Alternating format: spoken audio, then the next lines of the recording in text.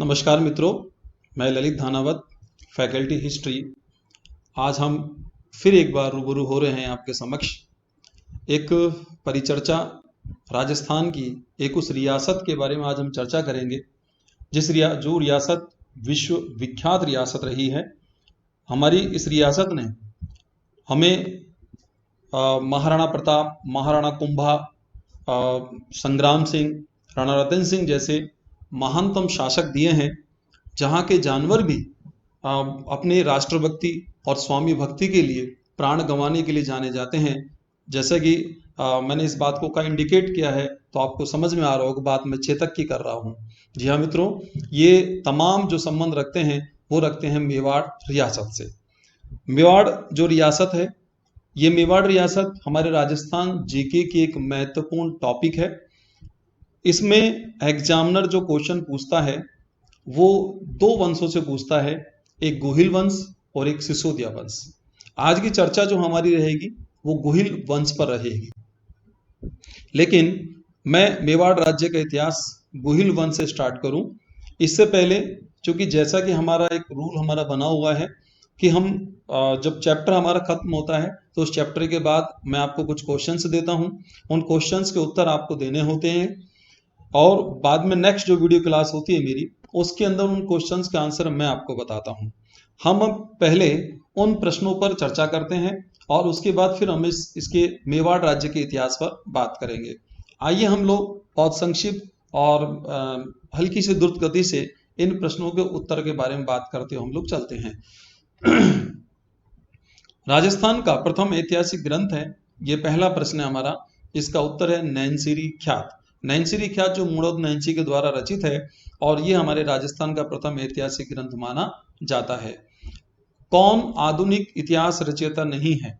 इनमें एक व्यक्ति वो है जो आधुनिक इतिहासकार नहीं माना जाता है, उसका उत्तर है विष्णु शर्मा। तीसरा क्वेश्चन है दस्तावेज बहियों का अध्ययन कहलाता है, इसका उत्तर होगा आपको एपियाग्राफिक। चौथा प्रश्न है, माय डियर स्टूडेंट्स, आधुनिक सभ्यता का प्रारंभ किस युग की घटना है? तो ये है लोह युग की। अगला हमारा प्रश्न आता है प्रागैतिहासिक शब्द का प्रथम प्रयोग करने वाले विद्वान थे, इसका आंसर है डेनियल विल्सन। नेक्स्ट हमारा प्रश्न है कि राजस्थान में हैंडेक्स संस्कृति के प्रमाण मिले हैं, वो है जयपुर। नेक्स्ट है राजस्थान का मध्य पाषाण कालीन स्थल माना जाता है, ये बहुत इंपॉर्टेंट क्वेश्चन है, 3-4 बार देखा गया है, RS प्री वगैरह में भी क्वेश्चन ये आया हुआ है और ये हुआ है, इसका आंसर होगा बागोर। कालीबंगा किस भाषा का शब्द है? ये ध्यान रखिए कालीबंगा सिंधी भाषा का शब्द भी है और यदि सिंधी भाषा ऑप्शन में नहीं मिलता है तो उसका उत्तर फिर हमें पंजाबी भाषा देना होता है, तो इसमें जो ऑप्शन राइट होगा आपका वो होगा पंजाबी। नेक्स्ट है वह जिला जहां थेयड़ सभ्यता विकसित हुई है, उसके प्रमाण कहां से मिले हैं? तो उसका उत्तर होगा हनुमानगढ़। नेक्स्ट है डॉक्टर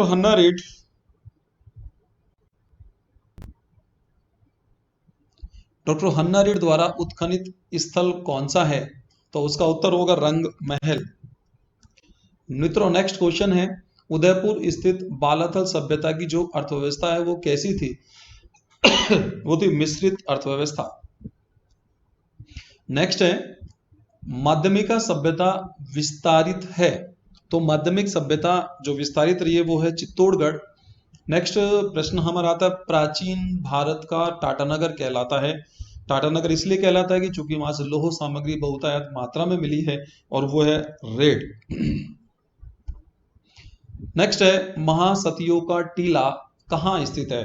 तो ये है आपके हाड़ सभ्यता उदयपुर। नेक्स्ट होगा विश्व स्तरीय भूकंप के साक्ष्य किस स्थल से मिले हैं? तो कालीबंगा से जो प्राप्त मकान हमें हैं उन मकानों में दरारें मिली हैं, जिससे सिद्ध होता है वहां भूकंप आया है और ऐसा साक्ष्य विश्व स्तर का हमें भारत में पूरे विश्व में भारत के राज्य राजस्थान और उसके जिला हनुमानगढ़ स्थित कालीबंगा सभ्यता से मिलता है। नेक्स्ट है कि भाबरू गांव स्थित है, तो भाबरू गांव है जयपुर के अंदर।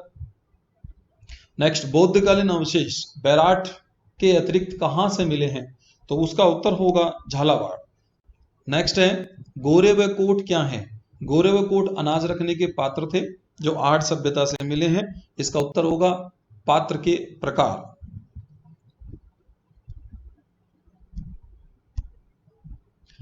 नेक्स्ट प्रश्न हमारा है, राजपूत काल माना जाता है, वो है 7वीं से 12वीं शताब्दी का काल राजपूत काल माना जाता है। नेक्स्ट है, मोणोत नैन्सी ने गुर्जरों की शाखाएं बताई हैं, वो है 26। पृथ्वीराज रासो की जो भाषा है वो कौन सी है, वो है पिंगल। नेक्स्ट है, विदेशी ब्राह्मणों से राजपूत उत्पत्ति सिद्धांत के विरोधी हैं, वो है दशरथ शर्मा। नेक्स्ट है, राजपूतों को हूणों की संतान बताने वाले विद्वान हैं। इसका उत्तर होगा, राजपूतों को हूणों की संतान बताने वाले विद्वान हैं। इसका उत्तर होगा ए स्मिथ, यानी विंसेंट ए स्मिथ। अगला है, धूलकोट सभ्यता कहलाती है। धूलकोट सभ्यता उपनाम में वो है आर्य सभ्यता का। और आज का अंतिम इसका प्रश्न है, कालीबंगा क्षेत्र की सर्वप्रथम जानकारी जो मैं प्रदान की वो कौन से विद्वान है, वो है डॉक्टर LP टेसीटरी। ये 25 क्वेश्चंस हमारे पिछले चैप्टर्स के रहे हैं, जिस पर हम लोगों ने जो आप चर्चा पिछले चैप्टर्स में हम कर चुके हैं। और यदि कोई स्टूडेंट्स जो पहली बार इस वीडियो को देख रहा है वो हमारे पिछले वीडियोस को सर्च करें। उसमें हम लोग राजस्थान की प्राचीन सभ्यता, राजस्थान का प्रागैतिहासिक युग, राजस्थान के ऐतिहासिक स्रोत वगैरह इन पर चर्चा हम उसमें कर चुके हैं, जिससे रिलेटेड ये प्रश्न रहे हैं। आज का जो अगला चैप्टर हमारा जो हम लोग पढ़ने वाले हैं आज, उसमें हम ये देखेंगे लेकर के कि मेवाड़ के इतिहास के बारे में मैंने आपसे कहा कि हम चर्चा कर रहे हैं। चूंकि राजस्थान के जीके के अंदर बड़ा कंफ्यूजन बनता है। रीजन ये होता है कि लेके बच्चा जो होता है वो गाइड तक सीमित रहता है, उसकी अपनी क्षमता भी गाइड से ज्यादा कितनी किताबें वो पढ़ेगा। और काफी बार जो कोचिंग इंस्टीट्यूट्स में पढ़ाने वाले जो अध्यापक होते हैं वो भी कभी कभी गाइड का, नए नए अध्यापक जो होते हैं वो सहारा ले लेते हैं। लेकिन चूंकि हम यहाँ पर, मैं आपको ये बता रहा हूँ कि इस टॉपिक को या पूरे राजस्थान के इतिहास को संकलित करने के लिए, इसके फैक्ट्स को संकलित करने के लिए हमने न्यूज़पेपर्स वगैरह, मैगजीन्स वगैरह के पर्सनल नोट्स बना करके और किन किन किताबों का मैंने सहायता यहाँ प्राप्त की उन किताबों से, वो आप अपनी स्क्रीन पर एक बार यहाँ देख लें, जिनसे आप कंसल्ट हो जाएंगे। और चूंकि वो प्रमाणिक किताबें हैं जिनसे यदि कोई विवाद एग्जाम में हमारा आ भी जाता है तो न्यायालय में बकायदा इनका संज्ञान में लिया जाता है इन किताबों को, कि इनके जो उत्तर होते हैं वो सर्वोपरि माने जाते हैं। राजस्थान का इतिहास डॉक्टर गोपीनाथ शर्मा, राजस्थान आज तक, एक न्यू एडिशन 2020। राजस्थान का इतिहास शर्मा व्यास। राजस्थान का सांस्कृतिक इतिहास डॉक्टर गोपीनाथ शर्मा। राजस्थान की सांस्कृतिक परंपरा डॉक्टर जयसिंह नीरज। सुजस जो संदर्भिका है राजस्थान से रिलेटेड, 6 से 12 क्लास तक की जो किताबें हमारी अन्य और किताबें भी हैं, जिसमें एक बुक मैं आपको इसमें दिखा रहा हूँ, उन तमाम किताबों के जो नोट्स वो संकलित किए हैं राजस्थान बोर्ड से संबंधित। और राजस्थान का जो इतिहास है वो शर्मा पावा। इन किताबों का जो सहायता है इस चैप्टर को हम लोगों ने यहाँ पर इसमें ली है, जो आपको ये ध्यान रखना है। माय डियर स्टूडेंट्स, मेवाड़ के इतिहास यानी कि पूरे राजस्थान के इतिहास को हमें पढ़ना है, मारवाड़ का इतिहास हमें पढ़ना है, जयपुर का इतिहास हम लोग पढ़ेंगे। लेकिन इससे पहले मैं आपको थोड़ा डिस्क्राइब तरीके से लेकर के चलूंगा कि हमारे भारत में जो विदेशी आक्रमण था वो आक्रमण हुआ किस तरीके से है। और जो विदेशी हमारे राजस्थान में जो भारत में आए, उसमें दिल्ली में उन्होंने अपनी सत्ता को स्थापित किया। दिल्ली और राजस्थान का आपस में क्या संबंध रहा, उस पर चर्चा आज हम करेंगे। और राजस्थान के वो कौन से बहुत महत्वपूर्ण क्षेत्र रहेंगे कि जिन पर हम लोगों को देखना होगा कि वो क्षेत्र बार बार आक्रमण के ये मानिए कि गवा रहे हैं, ऐसा क्यों हुआ, इसको लेकर के मैं आपको समझाने का यहाँ प्रयास करूंगा। लेकिन इससे पहले जो एक डेस्क्राइब, क्योंकि बच्चे का कॉन्सेप्ट क्लियर होना चाहिए कि राजस्थान पर अटैक, दिल्ली के साथ हमारा क्या संबंध था क्या नहीं था, क्योंकि बेस हमारा पहले क्लियर हो, उसके बाद हम लोग उनको आगे बढ़ सकते हैं। एक बात, दूसरी बात यहाँ और आपको बता देता हूं मैं कि राजस्थान के इतिहास में जो हम लोग यहाँ पढ़ते हैं, बीच में काफी जो शासक होते हैं उन शासकों के बारे में जानकारी हमें नहीं मिलती है, ना ही किसी शिलालेख से, ना किसी अवशेष से, ना किसी साहित्य से। इसके पीछे रीजन जो माना जाता है वो ये है कि चूंकि हमारे यहाँ एक बात तो ये रही कि जो भारत के जो लोग रहे हैं उनको अपने इतिहास को संकलित करने के अंदर ज्यादा रुचि नहीं रही है, एक बात। दूसरी स्थितियां ये रही है कि जो विदेशी आक्रमणकारी रहे, जिनमें खासतौर पर जब मुस्लिम आक्रमण हमारे यहाँ पर हुए, जैसे बख्तियार खिलजी का आक्रमण हमारे यहाँ पर हुआ, तो उन मुस्लिम आक्रमणकारियों ने हमारे राजस्थान के राजस्थान और अन्य जो पूरा भारत है, उसमें जो साहित्य से संबंधित जो सामग्री थी, उसको तहस नहस किया, उसको समाप्त किया। उसके पीछे रीजन ये होता है ताकि वो अपना वर्चस्व एक नए क्षेत्र में कायम कर सके और आगामी दिनों में जो आने वाली पीढ़ी है उसको उसके बारे में, देश के इतिहास के बारे में पता ही ना लगे कि उसका देश का इतिहास कुछ था या नहीं था। एग्जाम्पल के तौर पे हम देखते हैं कि इतिहास के विद्यार्थी इस बात को जानते हैं कि मुगल वंश जैसे हमें इस तरीके से पढ़ाया जाता है, दिल्ली सल्तनत हमें इस तरीके से पढ़ाया जाता है विद्यार्थियों को कि जैसे तो कोई भारत का इतिहास कोई रहा ही नहीं है। भारत के अंदर वास्तविक रूप से कोई शासक यहाँ पर रहे ही नहीं है। हमारे यहाँ पर विक्रमादित्य जैसे चार चार पांच पांच शासकों का होना, पूरे गुप्त साम्राज्य का होना, मौर्य साम्राज्य का होना, उनको एकदम इस तरीके से नहीं पढ़ाया जाता, उसकी ज्यादा जानकारी नहीं दी जाती है। मैं यहाँ मुगल वंश या दिल्ली सल्तनत का विरोध नहीं कर रहा हूं, लेकिन ये भी यथार्थ है कि हमारे देश के विद्यार्थियों को भारत के इतिहास से भी अवगत कराया जाना चाहिए। तो इससे कहीं ना कहीं सिद्ध हो जाता है कि इतिहास पुनर्लेखन की या इतिहास पर पुनर्विचार की एक आवश्यकता है, एक अलग है। लेकिन चूंकि मैं आज जब राजस्थान के इतिहास, राजस्थान जीके में आपको बात कर रहा हूं, तो आप ये ध्यान रखिए कि एक बार बेस मैं आपका यहाँ से तैयार करके चल रहा हूँ। चूंकि मेरी क्लास जो यहाँ वीडियो क्लासेज आपको हैं, ये तय कंडीशंस में कि आपको एक कांस्टेबल से लेकर के आप आरएस तक का एग्जाम राजस्थान स्टेट का दे लीजिए, आपका यहाँ से क्वेश्चन बाहर जाने की गुंजाइश नहीं होती है। हम लोग बहुत अच्छे तरीके से मैटर में आप पूरी मेहनत के साथ हम लोग बात कर रहे हैं। लगातार स्टूडेंट्स के फोन मेरे पास आते रहते हैं, आपके जो फोन आ रहे हैं, जो सजेशन, जो आप लोग अपनी इच्छा प्रकट मेरे सामने कर रहे हैं, लेकिन मैं आपकी जो जिज्ञासा है, जो इच्छा है, उसकी पूर्ति करने पूरी कोशिश कर रहा हूँ लेकर के। आपका सहयोग लगातार मेरे 20 साल के टीचिंग एक्सपीरियंस के दौरान मुझे मिलता रहा है और आगे भी मिल रहा है, मिलता रहेगा।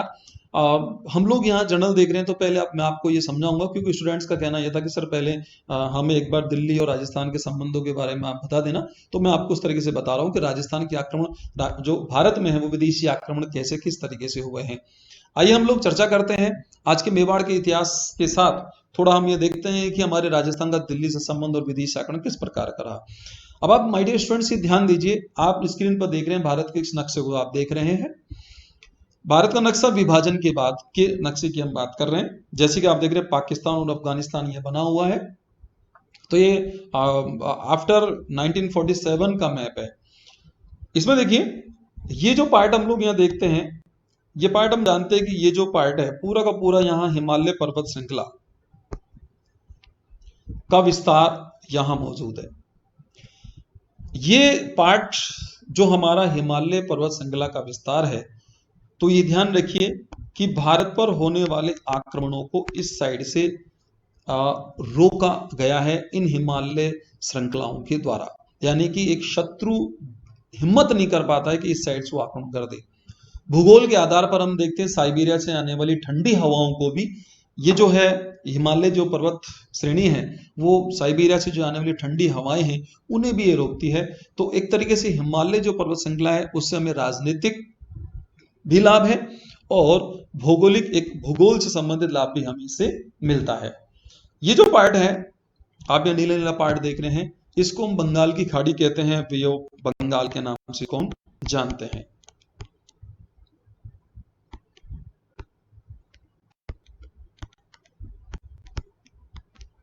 विशालतम ये समुद्री क्षेत्र है, तो आक्रमण करने की स्थिति यहां से भी नहीं बनती है। ये जो पार्ट है हमारा, यहां आप देख रहे हैं अरब सागर का पार्ट है,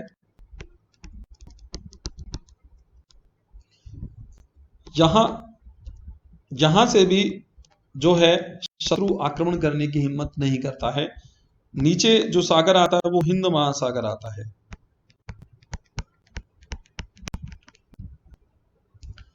आप देखें ये बंगाल की खाड़ी, ये हिंद महासागर और ये आपका हो गया अरब सागर। तो ये तीन साइड जो है बाकायदा यहाँ से एकदम भारत पर आक्रमण रुक जाता है। अब भारत पर आक्रमण जो ज्यादातर हुए हैं, या मानिए लगभग जो सभी आक्रमण हुए हैं, वो होते हैं उत्तर पश्चिम क्षेत्र से, इस साइड से। आर्यों से लेकर के और मुस्लिम आक्रमण तक का जो क्रम हम देखते हैं, वो भारत पर आक्रमण उत्तर पश्चिम की ओर से हुए हैं। इतिहास के विद्यार्थी इस बात को जानते हैं कि दिल्ली के जितने भी शासक हुआ करते थे, दिल्ली के तमाम शासक जो हैं वो अपनी एक नीति बनाया करते थे, जो एक राजनीतिक उनकी जो पॉलिटिकल एक पॉलिसी हुआ करती थी, जिसे हम बोलते हैं उत्तर पश्चिम नीति।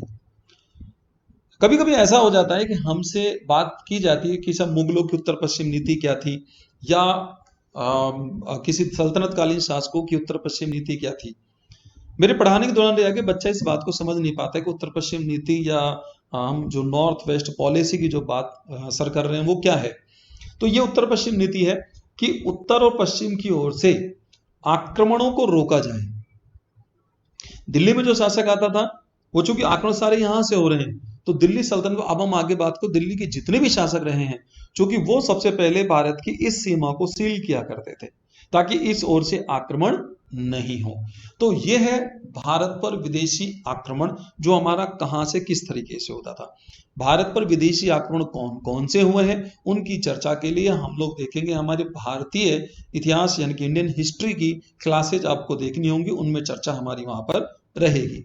नेक्स्ट टॉपिक जो हमारा है, अब मैं आपको बता रहा हूं यहां से कि हमारे राजपूताना का दिल्ली से संबंध क्या रहा है। आप ध्यान रखिए, जो भी दिल्ली में जो भी शासक आए, खासतौर पर आप देखिए दिल्ली सल्तनत की स्थापना कुतुबुद्दीन ऐबक के द्वारा 1206 ईस्वी में हो जाती है। 1208 ईस्वी के अंदर वो स्थायी रूप से शासक वहां का राजा चुना जाता है, राजा माना, सुल्तान माना जाता है। लेकिन 1206 से ही दिल्ली सल्तनत का इस जो इतिहास है वो प्रारंभ हो जाता है।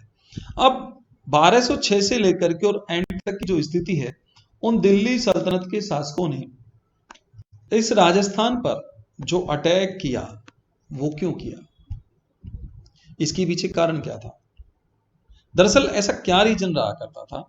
बात हमारा टॉपिक यहां पर है।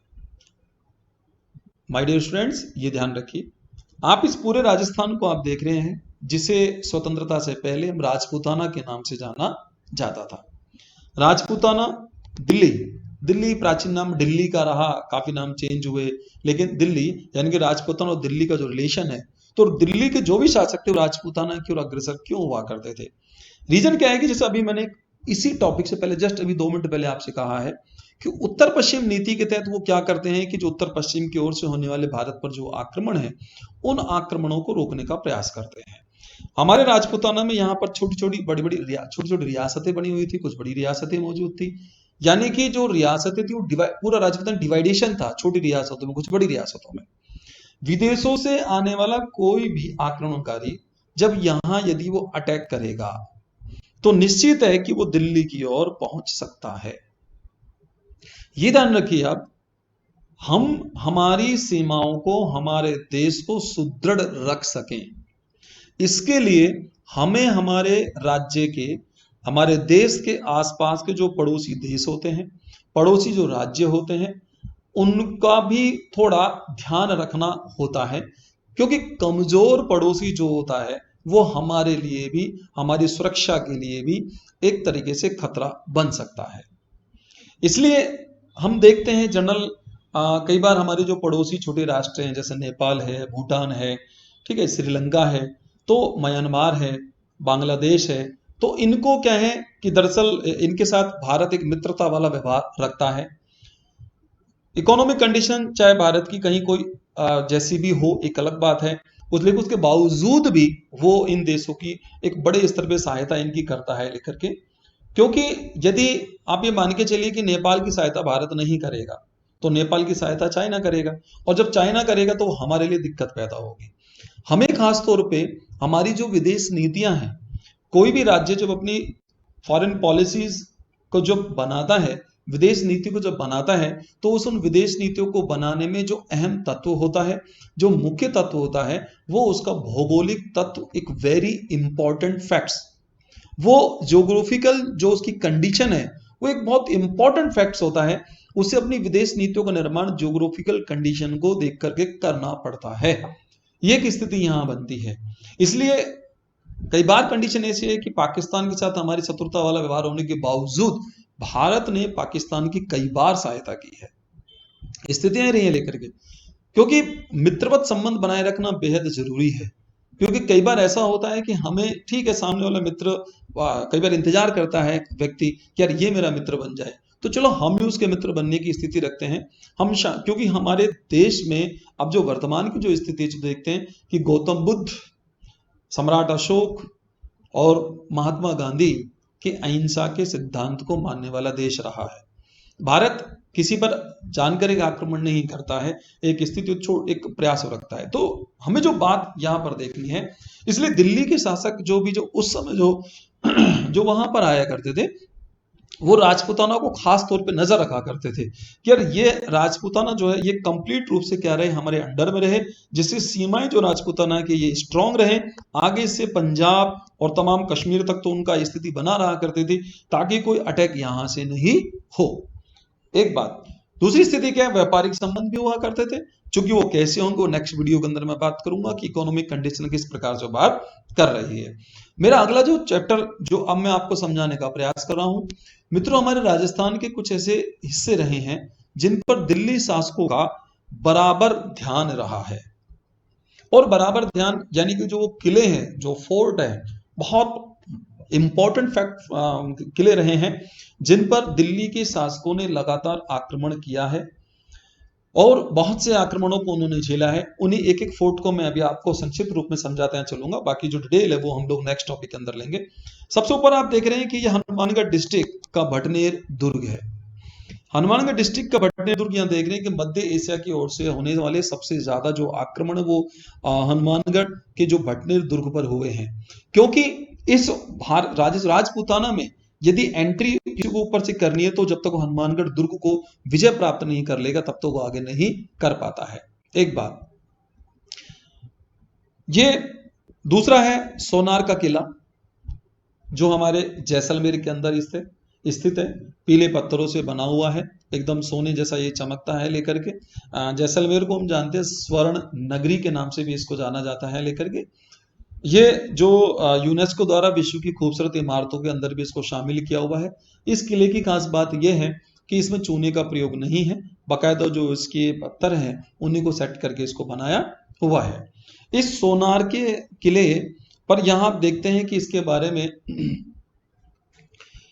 जो एक कहावत है कि लेकर के कहा जाता है कि यहाँ तक आने के लिए पत्थर के पैरों की आवश्यकता होती है, यह तब व्यक्ति यहाँ पर पहुंच पाता है। शत्रु एकदम नाक को चने चबा दिया करता था। ये सीधे इस किले पर विजय प्राप्त हो जाती है तो हमारे दिल्ली शासकों के अरब की ओर से जो व्यापार करने का जो रास्ता है वो सुगम हो जाता है। इसलिए क्या है कि यहाँ जो पनपा, जो राजवंश पनपा डेजर्ट होने के बाद भी तो सवाल ये पड़ता कि विदेश जो अरब साइड है यहाँ से व्यापार एक अच्छी मात्रा यहाँ से सुविधापूर्ण तरीके से किया जा सकता था। ये जो दुर्ग आप देख रहे हैं जैसलमेर के बाद आप यहाँ देखते हैं बाड़मेर के बाद ये जिला है जो जालोर जिला है। ये जालोर का सुवर्ण गिरी दुर्ग है।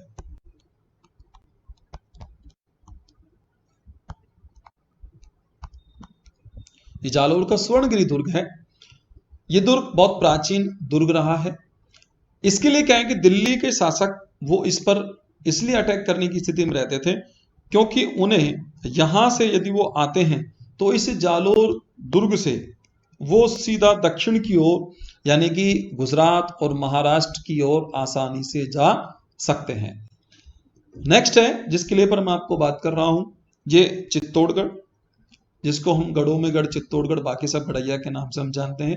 मेवाड़ का बहुत ही एक मजबूत दुर्ग। यह है जल दुर्ग, जिसको हम बोलते हैं गागरोन दुर्ग, जो झालावाड़ में है। ये गागरोन दुर्ग और ये दोनों जो दुर्ग हैं, ये दुर्ग इस बात के लिए असर करते हैं कि बाकायदा जो मध्य की ओर यानी मानिए कि मालवा की ओर जो अग्रसर होता है दिल्ली का शासक, वो इससे इनकी साइड से होता है। और ये दोनों जो दुर्ग हैं वो बड़ी परेशानी यहाँ रखते हैं। जब तक इन पर विजय प्राप्त ना हो, रास्ता ना प्राप्त हो, तब तक वो आगे बढ़ना उनके लिए सुविधाजनक नहीं हो पाता है। इधर आपका रहा लेकर के, इसको हम देखते हैं रणथंबोर जो दुर्ग। रणथंबोर के लिए भी स्थिति ये रही है कि बाकायदा यहाँ से जो देखा जाता है वो ये कि मालवा दक्षिण की ओर यहाँ से बहुत आसानी से आ सकता है। इस दुर्ग की बात जो मैं यहाँ से कर रहा हूं, ये दुर्ग हमारा भरतपुर का, जिसको लोहागढ़ दुर्ग हम लोग जानते हैं। लोहागढ़ के नाम से इसको जाना जाता है। इसके बारे में चूंकि ये बहुत मजबूत दुर्ग रहा है, अब यहाँ स्थिति इसके बारे में एक हमारी जो एक किंवदंती है, एक राय है, जो यहाँ देखते हैं कि इसको ऐसा कहते हैं कि अजय दुर्ग माना जाता है। इस प्रकार की स्थितियां यहाँ पर रहती हैं। दरअसल इस दुर्ग को कभी भी तोड़ा नहीं गया। यहाँ जब बात रखी जाती है लेकर के, एक, जैसे मैंने आप लोगों से प्रॉमिस किया था कि हमारे राजस्थान के जीके में बहुत से ऐसे कंफ्यूजन वाले क्वेश्चन हैं जिनको एक जगह से दूसरी जगह की जो स्थिति होती है, वहां पर स्थिति क्या होती है वो चलती रहती है, और उसका दुष्प्रचार जो है लगातार वो चलता रहता है। मैंने देखा है कि बकायदा जब यहाँ से अलवर पढ़ाया, अलवर से दौसा पढ़ाया, दौसा से सीकर पढ़ाया, सीकर तक जब देखा वहां भी उनसे बात करते स्टूडेंट से, तो वो यही बात होती है, सर ये ऐसा है। बड़ा पता नहीं ये दुष्प्रचार फैलता कैसे है। ये ध्यान रखिए, मैं आपको कंसेप्ट क्लियर कर देना चाहता हूं, ये ध्यान रखिए, लोहागढ़ दुर्ग को दरअसल तोड़ा नहीं गया है, क्योंकि इसके चारों ओर की जो दीवार है वो दीवार मिट्टी की बनी हुई है। दरअसल कैसे कि दोनों ओर बकायदा चूने पत्थरों की दीवार बनती है और बीच में रेत भर दी जाती है, काफी चौड़ी प्राचीर बनाई जाती है जिसमें दो दो घोड़े एक साथ दौड़ सकते हैं उसके ऊपर। चूंकि पूरे नगर का जो है सर्वे सैनिक उस समय किया करते थे लेके, तो इस प्रकार की चौड़ी प्राचीर उस समय रहा करती थी। अब यहाँ जब क्योंकि जब कोई सेना आक्रमण करती है तो स्टूडेंट्स ये ध्यान रखिए कि पहले दीवार तोड़ी जाती है ताकि सेना, जो विद्रोही सेना है, वो उस किले में, उस शहर में एंट्री कर सके। और पूरा शहर जो होता है बकायदा चार दीवारी के अंदर हुआ करता था। तो जब दीवार ही नहीं टूटेगी तो सेना कैसे एंट्री करेगी। इस प्रकार से क्या है कि जैसे अब वो तोप का गोला जैसे इस दीवार पे चलता था, तो मिट्टी में जाके तोप का गोला धस जाता है, वो फटता नहीं है। ये एक स्थिति है। मैं इसमें एक एग्जांपल आपको देना चाहूंगा कि ग्रामीण क्षेत्र के बच्चों में देखो हुआ, या आप देखिए पहले, या हो सकता है अब भी आता हो, नहीं, पहले दिवाली के आसपास इस प्रकार के बारूद का छोटा सा एक बम आया करता था, जिसको हम ऐसे हाथ में पकड़ करके और उसको फूंक मार के बच्चे और मिट्टी की जमीन पे मारते, वो फटता नहीं था। लेकिन जैसे उसको मजबूत दीवार पर, सीमेंटेड दीवार पे जिसको मारा जाए तो फट जाया करता था। इसलिए स्थिति का ध्यान रखिए, वो वहां से जो है वो दीवार टूट नहीं पाई है। 1825-26 के अंदर अंग्रेजों का अधिकार, ध्यान रखिए, भरतपुर रियासत पर हो गया था, और पूरे राजस्थान के अंदर अंग्रेजों का संघर्ष एकमात्र भरतपुर रियासत से हुआ है, और अन्य रियासतों ने संधि के द्वारा अंग्रेज कंपनी सरकार की अधीनता को स्वीकार कर लिया था। ये आप कंसेप्ट अपना क्लियर रखिए। जो भी गाइड्स आप लोग पढ़ते हैं वहां लिखा होता है बकायदा, क्योंकि एक जगह लिखा अजय दुर्ग है, अजय का मतलब उसको जीता ही नहीं गया, और एक जगह लिखा होता है इस पर सब अंग्रेजों का अधिकार, वो दोनों लाइन एक साथ मिलती हैं, लेकिन बच्चा कंफ्यूज रहता है और बेवजह अपना कंफ्यूजन बना लेता है। लेकिन सच इसका कंसेप्ट ये है, स्टूडेंट की स्थिति ये है, कंफ्यूजन क्लियर करना जो काम होता है वो अध्यापकों का होता है, जो मैं आपको क्लियर कर चुका हूं, इस बात को आप ध्यान रखिए। एनीवे, कोई भी क्वेश्चन यदि आपका कोई कंफ्यूजन वाला फिर भी बनता है, कहीं आपको लगता है कोई चैलेंज आपके सामने आ रहा है, तो चूंकि लास्ट में मेरे व्हाट्सअप नंबर आते ही हैं, अब मैंने आपसे पहले कर रखा है कि आप बकायदा वहां अपना क्वेश्चन छोड़ सकते हैं, मैं उसको वहां पर बकायदा उसको क्लियर करूंगा। 24 आवर्स मैं स्टूडेंट्स के उज्जवल फ्यूचर के लिए, उज्जवल भविष्य के लिए तैयार हूँ, और सदा से तैयार रहा हूँ। कदम दर कदम मैं आपके हमेशा साथ हूँ, कोई प्रॉब्लम किसी प्रकार की नहीं है इसमें। आगे देखिए, जिस नेक्स्ट टॉपिक पर हम चर्चा कर रहे हैं, अब आपको थोड़ा सा ध्यान रखना है कि माय डियर स्टूडेंट्स, ये ध्यान रखिए, एक क्वेश्चन हमें जब राजस्थान के बारे में हम लोग पढ़ते हैं, जैसे दिल्ली संबंध की मैंने बात की है, तो आपको ये ध्यान होना चाहिए विशेष तौर पे कि हमारे दिल्ली सल्तनत और मुगल वंश, इन दोनों में, दिल्ली सल्तनत में और मुगल वंश में जो महत्वपूर्ण शासक हुए हैं वो कौन कौन से हुए हैं, ये खास तौर पे आप ध्यान रखें। इनके नाम आपको आने चाहिए, इसके पीछे लॉजिक मैं आपको बता देता हूं। एग्जामिनर कई बार क्या होता है कि ऐसा प्रश्न पूछता है, ये कहता है कि जैसे कि एग्जाम्पल लेते हैं हम लोग कि राणा अमर सिंह के शासनकाल में वो उसके समकालिक कौन से मुगल शासक थे, या राव राय सिंह ने किन मुगल शासकों को अपनी सेवाएं प्रदान की, या राव कल्याणमल ने किन मुगल शासकों को अपनी सेवाएं प्रदान की, मिर्जा राजा जयसिंह ने किन मुगल शासकों को सेवाएं प्रदान की, या मान के चलिए आपकी दिल्ली सल्तनत के इस शासक का आक्रमण किस शासक के शासनकाल में हुआ। मित्रों यहां ध्यान रखिए, एग्जामिनर यहाँ आपकी जो बुद्धि का परीक्षण करता है वो दो सब्जेक्ट एक साथ जोड़ता है, इंडियन हिस्ट्री और राजस्थान हिस्ट्री। एग्जामिनर यहाँ आपसे अपेक्षा करता है कि आपको ये तैयार होना चाहिए कि इस समय दिल्ली का जो शासक है वो कौन सा रहा है। सेकंड ग्रेड के सिलेबस में आप देखेंगे तो बाकायदा वहाँ एक टॉपिक लिखा हुआ आता है, दिल्ली राजपूताना रिलेशन की बात वहां पर होती है, तो बच्चा समझ नहीं पाता कि इसमें कहना क्या चाह रहा है, क्या स्थितियां हैं, क्योंकि विशेष तौर पर मैं देखता हूं कि पढ़ाने के दौरान कि लगभग 70% क्या कि लगभग 60% के आसपास बच्चों के पास तो सिलेबस ही नहीं होता। वो क्या पढ़ रहे हैं क्या नहीं पढ़ रहे हैं। और यहाँ जो देखा जाता है, जो स्थितियां हैं, हम देखते हैं कि निश्चित रूप से ये कहा जाएगा, मेरे अनुभव से मैं इस बात को कहूंगा कि राजस्थान के अंदर जो और राजस्थान और इधर हम उत्तर प्रदेश के विद्यार्थियों को, दो पक्षों को यदि हम तुलना करें तो स्टडी के मामले में भी राजस्थान हमारा थोड़ा पीछे है।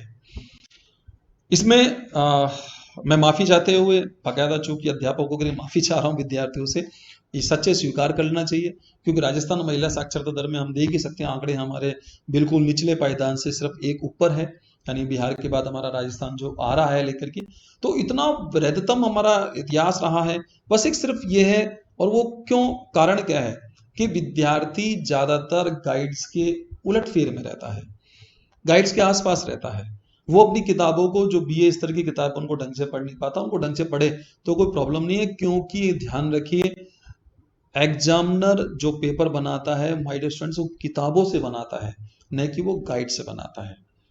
लेकिन होता यह है कि किसी एग्जाम में 50 क्वेश्चन आए हैं तो गाइड भी किसी न किसी किताब को टिप टाप के तो लिखी गई होगी, तो लेकिन उसके अंदर यह है कि उसको 10-15 को क्वेश्चन मिल गए 100 में से, तो ये समझता है कि बहुत सारे प्रश्न इस गाइड के अंदर से आ गए, तो क्या 15 क्वेश्चन जो होते हैं वो क्या पास कराते हैं।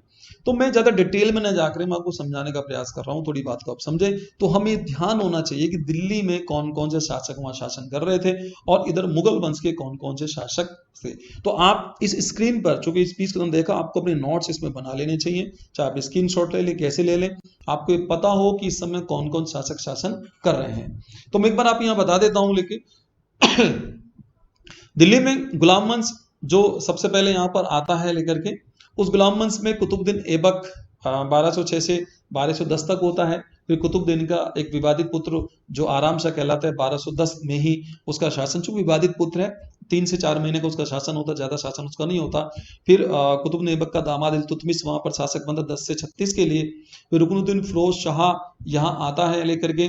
फिर आपकी रजिया सुल्ताना का शासन होता है, मुइजुद्दीन बहराम शाह, अलाउद्दीन मसूद शाह, नासुद्दीन महमूद, गयासुद्दीन बलबन, मुइजुद्दीन कैकुबात, और ये तमाम शासक जो आप देख रहे हैं, जिसमें गुलाम वंश के अंदर जो आपको देखना है कुतुबी राजवंश, शमसी राजवंश और बलबनी वंश के लगभग 11 शासकों को आपको यहाँ देखना है, इनको याद रखना है।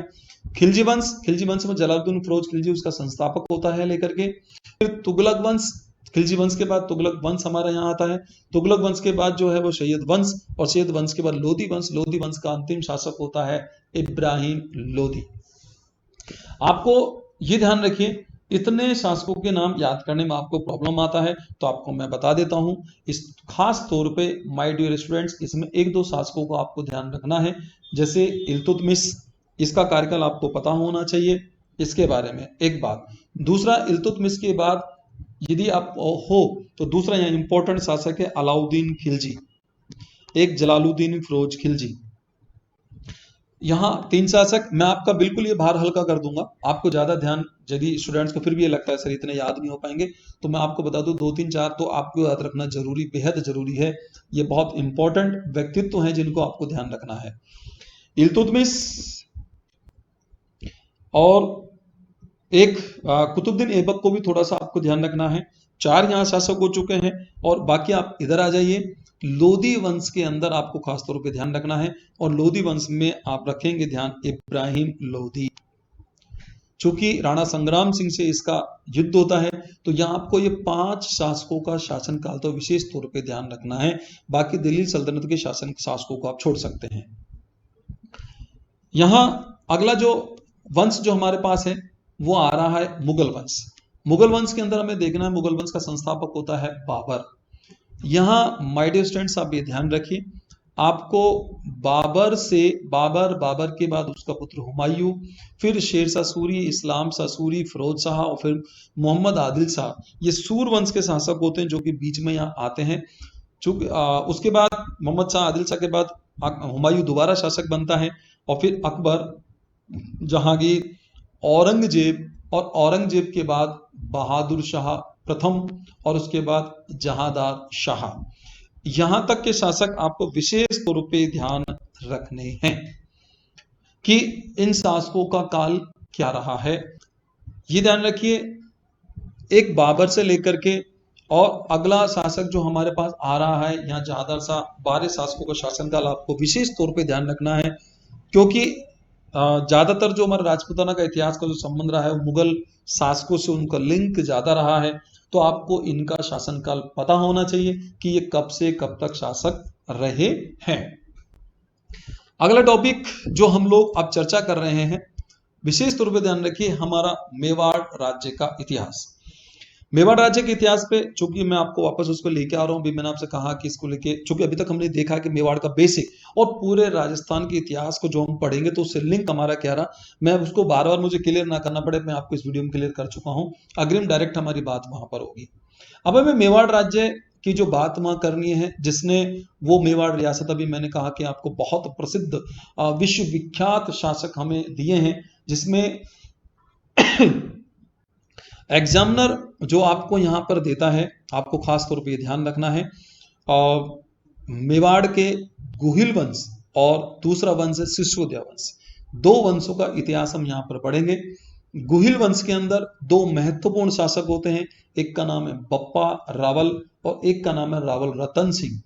इन दो महत्वपूर्ण शासकों के बारे में आपको जानकारी होनी चाहिए, क्योंकि गुहिल वंश से 90% से ज्यादा गुंजाइश यदि क्वेश्चन एग्जामिनर पूछता है तो इन दो शासकों के साथ रहती है। मैं आपसे डिटेल में चर्चा यहाँ जरूर करूंगा, लेकिन चूंकि स्टडी के दौरान हमें पता होना चाहिए कि क्या तो हमें छोड़ना है और क्या हमें पढ़ना है, यह हमें थोड़ा सा ध्यान होना बेहद जरूरी है। तो आप माय डियर स्टूडेंट से ध्यान रखिए, गुहिल वंश में दो शासक मैंने आपको बता दिए, एक तो कौन सा बप्पा रावल और एक होगा कौन सा रावल रतन सिंह, दो के बारे में हो। लेकिन इसके बीच के जो शासक होंगे उनके भी एक एक दो दो बहुत महत्वपूर्ण प्रश्न बन जाते हैं। ऐसे विद्यार्थी जो आरएस सिविल सर्विस की जो तैयारी करना चाहते हैं उनके लिए अति महत्वपूर्ण ये प्रश्न रहेंगे। विशेष तौर पे ध्यान रखना है सब इंस्पेक्टर वगैरह का जब एग्जाम होता है, और खास तौर पे जो हमारा कर्मचारी चयन बोर्ड है उसका जो जीके है वो काफी अच्छे स्टैंडर्ड का जीके होता है, तो वहां इस प्रकार के प्रश्नों को आपसे पूछा जाता है। तो मेरी गुंजाइश पूरी मेहनत ये है कि आपको पीछे मुड़कर किसी गाइड को आपको न देखना पड़े, आप यहीं ढंग से इस चीज को आप पढ़ लें। 100% रूप से क्वेश्चन आपसे, आप कितनी किताबों को उठा ली, इससे बाहर आपका क्वेश्चन जाएगा नहीं। यहाँ हम उस रियासत में देख रहे हैं, और बहुत ये मानिए वो रियासत है जहां से मैंने भी आपसे थोड़े पहले कहा था कि यहाँ के जानवर भी राष्ट्रभक्ति स्वामी भक्ति के लिए विश्वविख्यात रहे। इतिहास आज तक उनकी यादों को याद करके, उन पलों को याद करके रोता है। जैसे चेतक का जो बलिदान है, राजस्थान का कौन सा ऐसा बच्चा है जो चेतक के बलिदान को नहीं जानता। राजस्थान ही नहीं मित्रों, पूरा विश्व के अंदर ये विख्यात है, जिसमें हमारे हजारों कवियों के द्वारा उन पर कविताएं लिखी गई हैं। उस वंश की बात हम यहाँ पर कर रहे हैं। इस वंश में आप खासतौर पे ध्यान रखिए, स्टार्टिंग में पहले कह चुका, फिर आपसे बोल रहा हूं कि संक्रमण काल जहां आएगा वहां हमें उन शासकों का सिर्फ नाम देखना है, क्योंकि एग्जामिनर कभी कभी इस तरह का प्रश्न पूछ लेता है कि उसमें कि इस वंश का कौन सा शासक नहीं था। जैसे क्वेश्चन मुझे याद आ रहा है, एक प्रश्न आरपीएससी के द्वारा ये पूछा गया था कि कौन सा मारवाड़ का शासक नहीं था। उसमें एक्चुअली ज्यादातर ध्यान चूंकि कि जो बच्चों का गया था, जब हमने पेपर इसको चेक किया बच्चों का, तो उन्होंने उदय सिंह पे ध्यान दिया, क्योंकि बच्चे के दिमाग में रहता है कि उदय सिंह नाम का शासक मेवाड़ में ही हुआ है, मारवाड़ में नहीं हुआ है। जबकि ध्यान रखिए मारवाड़ में भी मोटा राजा उदय सिंह के नाम से शासक हुआ है। तो ये जब स्थिति आ जाती है हमारे सामने, तो थोड़ा सा हमें एक धुंधला धुंधला सा तो कम से कम याद रहे कि यार ये ऐसे शासक रहे हैं, ये हम ध्यान रहे। तो आप खासतौर पर ध्यान रखिए, आपको विशेष तौर पर इन प्रश्नों की ओर ध्यान देना है। आइए हम स्टार्ट करते हैं, आगे देखते हैं कि मारवाड़ रियासत है हमारे राजस्थान में कौन सी, उस मारवाड़ रियासत में कौन से जिले आते हैं। डियर स्टूडेंट्स, आप देख रहे हैं कि जो ब्लू आप स्क्रीन पर देख रहे हैं, इस राजस्थान के नक्शे में जो ब्लू प्रिंट हो रहा है ये पूरा मेवाड़ कहलाता है। उदयपुर, राजसमंद, चित्तौड़ और ये यहाँ प्रतापगढ़ जो नया जिला बन गया है हमारे राजस्थान का, और भीलवाड़ा, ये जो तमाम जो जिले हैं ये जिले आते हैं किसमें, मेवाड़ के अंदर। और हमें हालांकि मेवाड़ जो गुहिल वंश रहा है उसका विस्तार वागड़ तक भी रहा है, आगे पहुंचा है, रियासतों का विस्तार बढ़ता रहता था, रियासत बढ़ता रहता था, लेकिन मूल रूप से मेवाड़ रियासत में जो क्षेत्र आता है वो क्षेत्र सिर्फ यही आता है लेकर के, कौन सा, ये आपको लिखना है। भीलवाड़ा, राजसमंद, उदयपुर, चित्तौड़गढ़ और प्रतापगढ़ की स्थिति यहाँ पर बनती है लेकर के। अब हम इस मेवाड़ रियासत के इतिहास में बात कर रहे हैं। माय स्टूडेंट, सबसे पहले हम गुहिल वंश पर बात करेंगे, और गुहिल वंश का जो शासन स्टार्ट होता है वो होता है चित्तौड़गढ़ से होता है। एक्चुअली चित्तौड़ दुर्ग जो है, उस चित्तौड़ दुर्ग का जो निर्माण है वो निर्माण कराया गया था मौर्य शासक चित्रांगद मौर्य के द्वारा। इस चित्तौड़ का नाम जो था, प्राचीन नाम सिवी था, और इसकी राजधानी जो थी मध्य में का इसकी राजधानी थी। कहावत इस चित्तौड़ के बारे में ये आती से कहते हैं, गढ़ों में गढ़ चित्तौड़गढ़ बाकी सब गढ़ैया, यानी कि चित्तौड़ दुर्ग तक अकबर की सेना को पहुंचने के लिए कहते हैं कि उसको नाको चने जब गए, और मतलब बहुत कठिनाई उसे वहां से रही कि सेना को पहुंचाने में बहुत दिक्कत उसको रही थी। इसलिए ये जो गढ़ है बहुत प्रसिद्ध गढ़ रहा है हमारे यहाँ का, और उसकी जो यहाँ के शासक थे, उन शासकों की जो उपाधि थी राणा और महाराणा के नाम से जाना जाता था। जब भी राणा के कोई बात आती है, नाम के आगे राणा लगता है तो दिमाग में जाता है एक ही शासक, और वो है कहाँ के, मेवाड़ के। जब हम राव की उपाधि की बात करते हैं तो राव का नाम आती है, मारवाड़ की स्थिति होती है। जब हम सवाई की बात करते हैं तो सवाई की बात होती है, जयपुर राज्य के इतिहास की बात हो जाती है। और जब हम हाड़ाओं की बात करते हैं तो हमारी जो है आपके हाड़ौती क्षेत्र, कोटा बूंदी, बारह झालावाड़ का जो क्षेत्र है उसकी बात हमारे यहाँ हो जाती। तो उपाधि से भी क्या शासकों को पहचाना जाता था। अब आप ध्यान दीजिए, जो चारण और भाट दो जो जाति रही हैं, चारण जो समाज है और भाट जो समाज है, इन जातियों का काम होता है प्राचीन शासकों की वंशावली का बखान करना। तो चारण लोगों ने मेवाड़ के राणाओं को हिंदुओं का सूरज कहा है, और जो भाट हैं वो इन्हें रघुवंशी बताते हैं। रघुवंशी यानी कि भगवान श्री राम का वंशज, क्योंकि इनकी उत्पत्ति के बारे में, जैसे अपन लोगों ने पिछला टॉपिक पढ़ा कि राजपूतों की उत्पत्ति विवादित रही है, तो उसमें अलग अलग इतिहासकारों को अलग अलग विचार था कि कैसा था अलग। यहाँ जैसे सम्राट अकबर के नवरत्नों में एक नवरत्न शामिल था जिसे अबुल फजल के नाम से जाना जाता है। हमारे राजस्थान के कवि मुणोत नैन्सी को भी उपनाम दिया गया, उसे मुणोत नैन्सी को राजस्थान का अबुल फजल कहते हैं। यहाँ आप देखिए, मेवाड़ के जो अबुल फजल है, उसने मेवाड़ के जो गुहिल वंश के जो शासक रहे हैं उन्हें ईरान का शासक रहा, इसको नौशेखा आदिल के नाम से जाना जाता है। जो नौशेखा जो आदिल है, इसकी संतान माना है अबुल फजल ने। डॉक्टर गोपीनाथ शर्मा जो राजस्थानी इतिहास के एक बहुत प्रसिद्ध और बहुत बड़े इतिहासकार हैं, उन्होंने ब्राह्मणों का वंशज इनको माना है।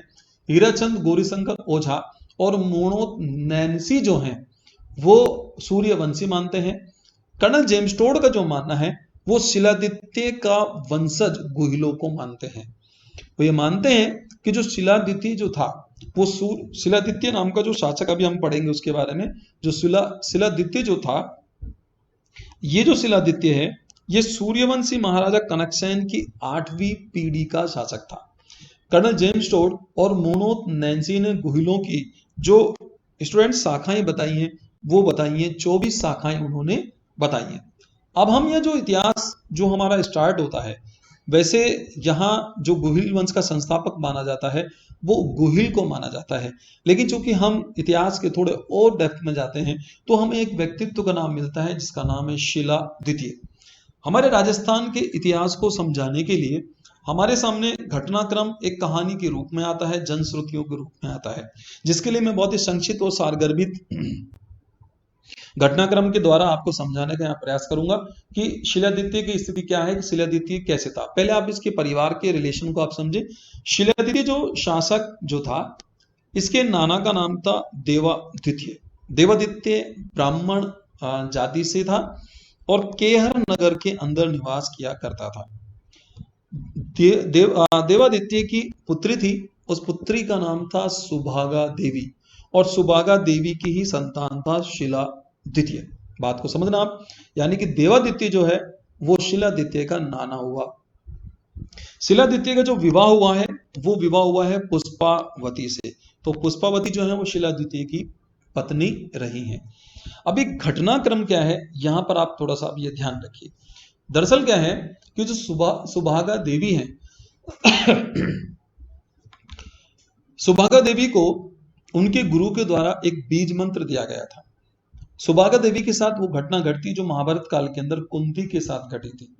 उस बीज मंत्र का अचानक एक दिन सुभागा देवी ने प्रयोग किया, और जब बीज मंत्र का प्रयोग किया तो वो भगवान सूर्य की आराधना की, तो जिससे भगवान सूर्य उनके समक्ष प्रकट हो गए, और जो सुभागा देवी हैं वो सुभागा देवी गर्भवती हो गई थी।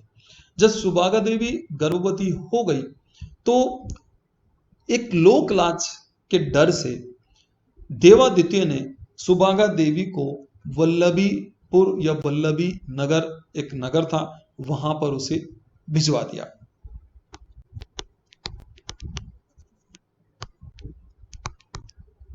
आपको कहीं के वल्लभीपुर लिखा मिलता है, कहीं वल्लभी नगर मिलता है, तो वहां पर इन्हें भिजवा दिया।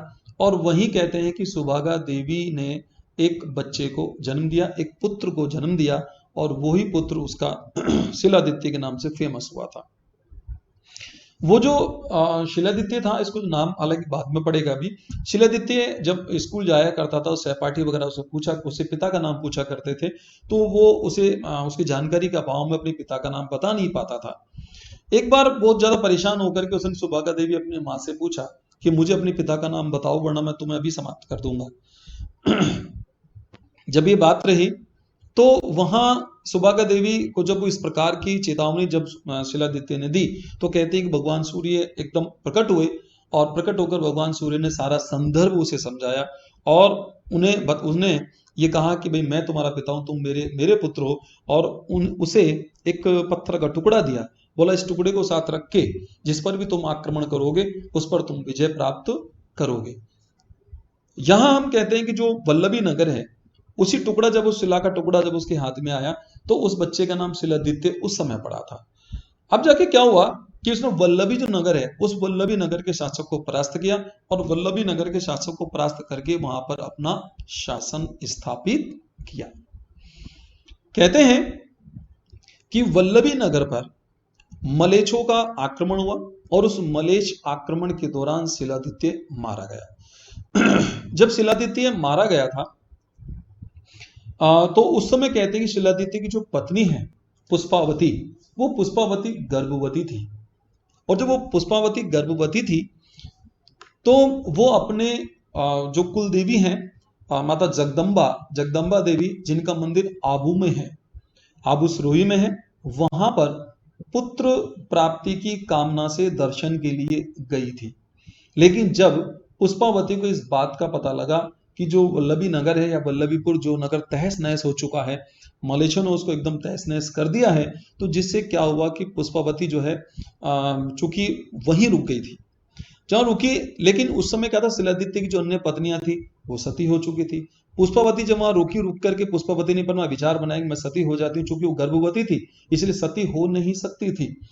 तो कहते हैं कि पुष्पावती जो है अपनी कुछ सहेलियों के साथ एक गुफा में रुकी, उस गुफा का नाम है मल्लिया गुफा।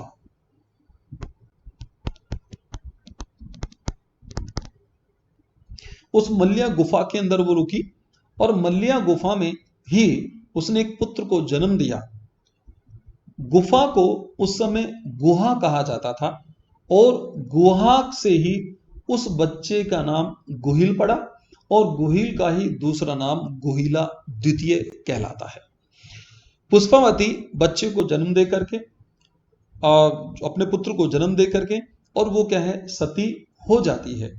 और गुहिल जो है, गुहिल को जो कमलावती नाम की एक महिला होती है, उसके पास उसको सौंप देती है, जो दासी होती है वहां उसको सौंप देती है, और गुहिल का जो पालन पोषण होता है वो एक तरीके से कमलावती के पास होता है। गुहिल जो है ये मेवाड़ राज्य की स्थापना करता है। 566 ईस्वी में मेवाड़ राज्य की इसने स्थापना की, और नागदा को अपनी राजधानी बनाया। नागदा जो वर्तमान में उदयपुर में स्थित है। गुहिल के पिता का नाम शिलादित्य था, जैसा हम ऊपर देख रहे हैं, पहले समझा चुका हूं उसी क्रम में मैं आपको, और इसकी माता का नाम पुष्पावती था। धायमा होती है मेवाड़ शासकों के बच्चों को जो पालन पोषण करती हैं, जैसे पन्ना धाय, तो ऐसे धायमा हुआ करती थी, वो कमलावती उनका नाम था। दरअसल कहते हैं कि कमलावती, अब जो गुहिल शासक बना है वो शासक बन कैसे रहा है इसका घटनाक्रम में मैं आपको बताता हूं। माफी चाहूंगा, थोड़ा सा स्वास्थ्य गड़बड़ है, लेकिन चूंकि बच्चों के काफी फोन आए तो चूंकि काफी गैप बीच में आ गया था क्लास के लिए, तो मुझे थोड़ा आना पड़ा। लेकिन चूंकि बच्चों के साथ जुड़ना है, फ्यूचर है, तो अपना आराम बाद में, पहले बच्चों की स्टडी को हमें देखना है। इसलिए थोड़ा सा डिस्टर्ब हो रहा है। तो जो कहते हैं कि गुहिल जो है एक राज्य है जिसे ईडर के नाम से हम जानते हैं, गुजरात क्षेत्र का ये राज्य रहा है वर्तमान में।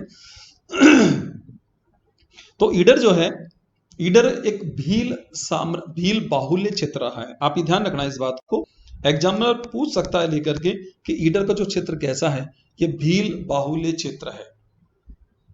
तो भील बाहुल्य क्षेत्र जो रहा है, यहाँ पर जो गुहिल है वो शिकार किया करता था। भीलों के बच्चों के साथ, उस भीलों पर जो बच्चे थे उनका मतलब वहां उसका बड़ा वर्चस्व था, बड़ी एक पैठ थी उसकी।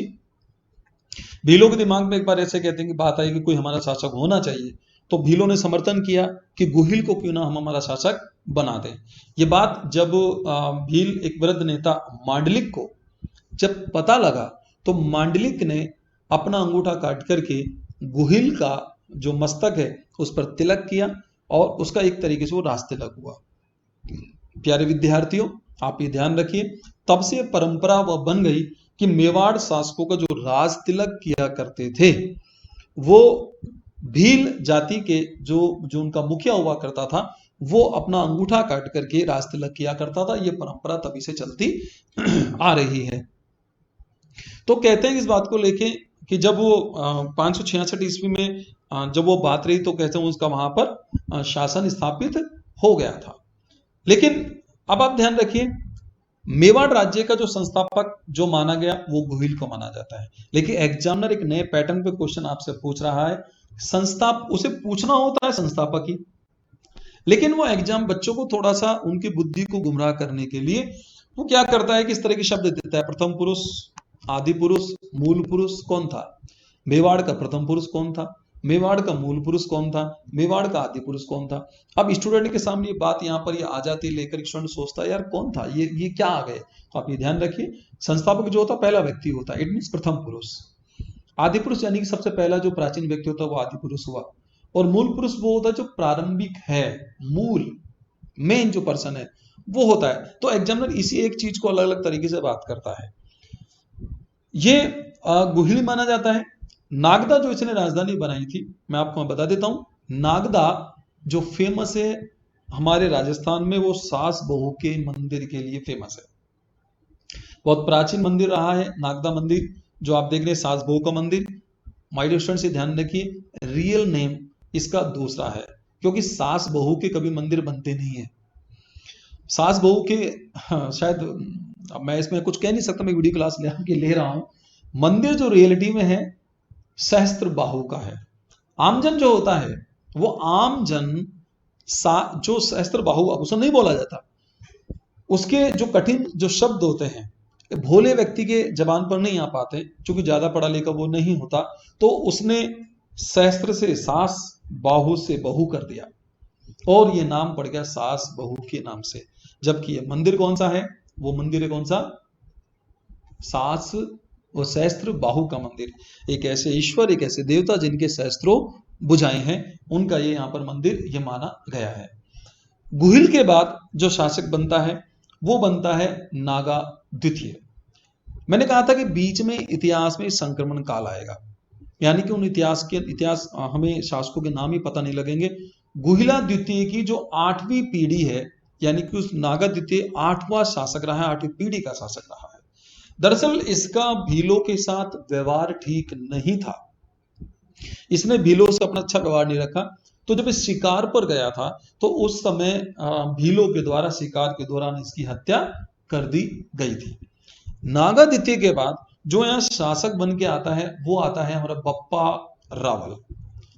बप्पा रावल 734 ईस्वी में शासक बनता है, और 753 ईस्वी में उसका शासनकाल समाप्त हो जाता है, उसकी मृत्यु हो जाती है। बप्पा रावल इस वंश का प्रथम प्रतापी शासक माना जाता है। काफी इतिहासकार इसे वास्तविक संस्थापक का खिताब भी दे देते हैं। लेकिन आपको ध्यान रखना है कि मेवाड़ वंश के संस्थापक की बात हो तो आपको गुहिल ही उसका आंसर देना है, और यदि एग्जामिनर विशेष तौर पे इंडिकेट करे कि वास्तविक संस्थापक माना जाता है तो आपको बप्पा रावल इंडिकेट करना होगा, ये ध्यान रखिए। बप्पा रावल के बारे में, उसके व्यक्तित्व के बारे में एक जनश्रुति प्रचलित है, और वो प्रचलित क्या है कि कहते हैं कि बप्पा का व्यक्तित्व इस प्रकार का था कि बप्पा एक झटके में 2 भैंसों की बलि दे दिया करता था। 35 हाथ की धोती और 16 हाथ का उसका दुपट्टा था जो उसे पहना करता था। उसका खड़ग जो था, उसका वजन था 32 मण। एक मण में 40 केजी 40 किलो माना जाता है। और उसका वास्तविक जो नाम है वो था काल भोज। बप्पा रावल उसे उपाधि जो दी गई थी वो हरित ऋषि के द्वारा दी गई थी, वो घटनाक्रम में आपको बताऊंगा। दरअसल यहां पर भी जो देखा जाता है, वो जो हम देखते हैं वो इस प्रकार के घटनाक्रम ये है कि इसके शासक बनने में जो विशेष योगदान रहा है वो हरित ऋषि का योगदान रहा है। हरित ऋषि का जो योगदान है बप्पा के शासक बनने के अंदर, वो हम लोग यहाँ देखेंगे कि बप्पा किस प्रकार से यहाँ पर शासक बना था, इसकी स्थिति किस प्रकार की यहाँ पर रही है। दरअसल देखिए, बप्पा के बारे में से कहा जाता है कि बप्पा जब यहाँ भीलों का, जैसे मैंने कहा नागादित्य जो था, जब नागादित्य के बारे में जब जनरली ये था लेकर के कि हत्या कर दी गई है, तो बप्पा की आयु ज्यादा नहीं थी, मात्र 3 वर्ष की इसकी अवस्था थी। कमलावती जो धायमा थी, उसके जो वंशज हैं वो मेवाड़ शासकों के, आप ये मानिए एक तरीके से उसके उनके कुल पुरोहित बन चुके थे। उन्हें मेवाड़ के शासक की सुरक्षा की चिंता सताने लगी। कहते हैं कि बप्पा रावल को वो पुरोहित नागदा ले आए जहां पर ब्राह्मणों का वर्चस्व सबसे ज्यादा था, ब्राह्मण वहां पर ज्यादा रहा करते थे। और बप्पा की अवस्था 3 वर्षीय थी, तो बप्पा जो है एक तरीके से ब्राह्मणों पंडितों की तरह ही रहने लगा, और वो ब्राह्मणों की गायों को चराने के लिए जंगल में ले जाया करता था। यहाँ जो घटनाक्रम मैं आपको बता रहा हूं वो कर्नल जेम्स टोड और मोनोत नैन्सी के व्याख्यानों को मैं संदर्भ में ले रहा हूं, आप ये ध्यान रखिए। फिर बोल रहा हूं, मोहनोत नैन्सी और कर्नल जेम्स टोड के अनुसार हम इस व्याख्यान की बात यहां पर कर रहे हैं। यहां क्या रहा है लेकर के कि जो बप्पा रावल जब वो गाय चराया करता था तो उसकी स्थिति ये थी कि उसकी एक गाय जो थी उसे दूध नहीं दिया करती थी। ब्राह्मणों को उस बप्पा पर शक होने लगा कि कहीं ऐसा नहीं थी खुद ही इसका दूध पी जाता होगा। बप्पा को जब इस बात का पता लगा कि मेरी साहब स्वामी भक्ति पर एक तरह के क्या हो रहा है, मुझ पर शक किया जा रहा है, तो बप्पा ने एक बार उस गाय का पीछा किया तो उसने देखा गुफा के अंदर गाय गई हुई है, और एक पीपल जो बेल पत्र है उनके ढेर लगा हुआ, उस ढेर पर जो गाय है उसके, वो गाय वहां खड़ी हुई है और उसके थनों से दूध निकल के उस ढेर पे जा रहा है। बप्पा ने उस ढेर को जब हटाया तो देखा वहां शिवलिंग था, भगवान शंकर की शिवलिंग पर एक तरीके से वो दूध जा रहा था। वहीं पास में जो एक ऋषि थे वो तपस्या कर रहे थे, उन ऋषि का नाम जिसमें इतिहास में हम हरित ऋषि के नाम से हम जानते हैं। बप्पा हरित ऋषि से प्रभावित हुआ, और हरित ऋषि जो थे वो बप्पा की भक्ति से प्रभावित हुए। उन्होंने बप्पा को आशीर्वाद दिया कि अभी तो मेरा वैकुंठ जाने का समय हो रहा है, तुम समय है, तपस्या में लीन उस समय में, तुम समय पर आना मेरे पास, मैं निश्चित रूप से तुम्हें कुछ उपहार दूंगा। लेकिन क्या रहा कि लेकर के जो बप्पा था वो समय पर पहुंच नहीं पाया। लेकिन जब पहुंचा तो उस समय वो थे अपने रथ में सवार होकर वैकुंठ की ओर जाने लगे थे, स्वर्गारोहण कर चुके थे हरित ऋषि। लेकिन उन्होंने अपने हरित ऋषि ने अपने रथ की गति को धीमा करवाया, और कहते हैं कि बप्पा से मुंह खोलने को कहा, और उन्होंने ऊपर से पीक थूका जो था उसको, जब नीचे थूका तो बप्पा को कुछ घृणा हुई और बप्पा ने मुंह को बंद कर लिया, और जो थूक था वो कहते हैं कि बप्पा के पैरों में गिरा। तो ऋषि ने कहा कि यदि ये थूक तुम्हारे मुंह में जाता और तुम इसे पी जाते तो तुम सदा के लिए अमर हो जाते। लेकिन अभी निश्चित रूप से रहिए कि जो ये क्षेत्र जहाँ तुम्हारे ये जो पीक गिरा है, ये सारा क्षेत्र मेवाड़ जो है, इस पर तुम्हारा शासन रहेगा, या और बड़ी विश्वविख्यात इसकी ख्याति रहेगी। हरित ऋषि ने कहते हैं कि बप्पा को फिर एक करोड़ स्वर्ण मुद्राओं का एक खजाना भी बताया, कहा कि खजाना है, इससे तुम अपनी सेना बनाओ, और सेना बना करके पर चित्तौड़ पर जो उस समय मान मौर्य जो शासन स्थापित कर रहा है उसको वहां से परास्त करो, और परास्त करके अपना साम्राज्य स्थापित करो। एक शासक बनने के लिए व्यक्ति के पास 3 ही चीजें बहुत महत्वपूर्ण अपना स्थान रखती है, मनी पावर, मैन पावर और माइंड पावर। माइंड पावर यानी कि जो बुद्धि है वो बप्पा के अंदर थी। मनी पावर 1 करोड़ स्वर्ण मुद्राओं का जो खजाना था वो बप्पा को मिल ही चुका था। और मैन पावर ये कि सेना जो सोना है, सोना से बप्पा ने अपनी सेना तैयार कर ली थी। और कहते हैं कि बप्पा ने आक्रमण किया, और आक्रमण करके चित्तौड़ दुर्ग पर अपना अधिकार स्थापित कर लिया था। इस प्रकार कहते हैं कि बप्पा ने मेवाड़ पर अपना शासन स्थापित किया और बप्पा को हरित ऋषि ने एक उपाधि, जो मैंने कहा कि लेके वास्तविक नाम कालभोज था, बप्पा रावल की उपाधि हरित ऋषि के द्वारा ही दी गई थी। और दूसरा, इन्हें एक लिंग जी के दीवान की संज्ञा भी दी। आप ये ध्यान रखना कि मेवाड़ के तमाम शासक जो हैं, जो मेवाड़ पर जो शासन करते हैं, वो स्वयं शासक के रूप में शासन नहीं करते हैं, अपने आप को एक लिंग जी के दीवान के रूप में शासन करते हैं। यानी कि एक तरीके से भगवान शंकर, भगवान शिव मेवाड़ के स्वामी हैं और वो उनके दीवान हैं, और दीवान बन के वो शासक वहां पर कर रहे होते हैं। बप्पा ने मेवाड़ में सोने के सिक्कों का प्रचलन बप्पा ने वहां करवाया था। कहते हैं कि बप्पा के एक सोने के सिक्के का जो वजन है वो 115 ग्रेन था। उसके दोनों ओर कामधेनु, बछड़ा, शिवलिंग, नंदी, दंडवत करता हुआ पुरुष, नदी, मछली, बिंदुओं की पंक्ति, त्रिशूल, चमर आदि का अंकन मिलता है। आप विशेष तौर पे ध्यान रखिए, एग्जामिनर आपसे एक साथ इन तमाम चीजों को इकट्ठा करके पूछ सकता है कि ये अंकन किस शासक के सिक्कों पर मिला है। तो आप ये ध्यान रखिए कि आपको ध्यान रखना है कि इस पर बप्पा रावल के सिक्के पर मिला हुआ है।